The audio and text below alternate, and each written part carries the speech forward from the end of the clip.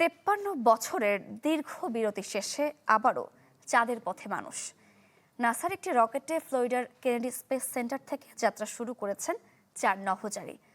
10 দিনের অভিযানে চাঁদের চারপাশ ঘুরে পৃথিবীতে ফিরবেন তারা, তবে চাঁদে অবতরণ করবেন না।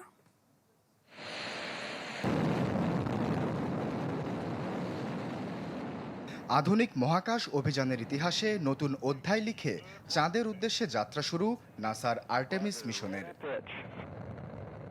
ফ্লোরিডার কেনেডি স্পেস সেন্টার থেকে স্থানীয় সময় বুধবার সন্ধ্যা 6:35 স্পেস লঞ্চ সিস্টেমের মাধ্যমে 4 নভোচারীকে নিয়ে যাত্রা শুরু করে নভোযানটি।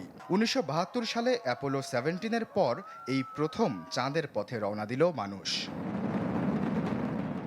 10 দিনের অভিযানে নভোচারীরা ওরিয়ন মহাকাশ যানে চাঁদের চারপাশ ঘুরে পৃথিবীতে ফিরবেন। কি বুঝলেন ভাই? অনলি জেডাই চাই।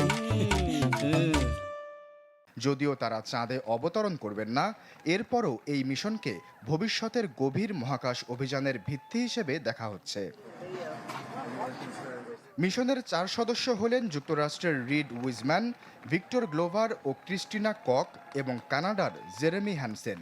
মিশনে প্রথমবার একজন নারী, একজন কৃষ্ণাঙ্গ এবং একজন অ-আমেরিকান নভোচারী চাঁদের পথে রওনা করেছেন। অভিযানের সবচেয়ে তাৎপর্যপূর্ণ দিকগুলোর একটি হলো দূরত্বের রেকর্ড। চাঁদের পেছন দিক ঘুরে আসার সময় নভোচারীরা পৃথিবী থেকে প্রায় 4,06,000 কিলোমিটার দূরে চলে যাবেন, যা মানব ইতিহাসে সর্বোচ্চ দূরত্ব। এর আগে 1970 সালে অ্যাপোলো 13 এই রেকর্ড গড়েছিল। উড্ডয়নের পর প্রায় 2 মিনিটের মাথায় রকেটের সলিড বুস্টারগুলো বিচ্ছিন্ন হয় এবং 8 মিনিটের মধ্যে মহাকাশযানটি পৃথিবীর কক্ষপথে পৌঁছে যায়। পরবর্তী ধাপে একাধিক ইঞ্জিন বার্নের মাধ্যমে ওরিয়নকে চাঁদের পথে পাঠানো হচ্ছে।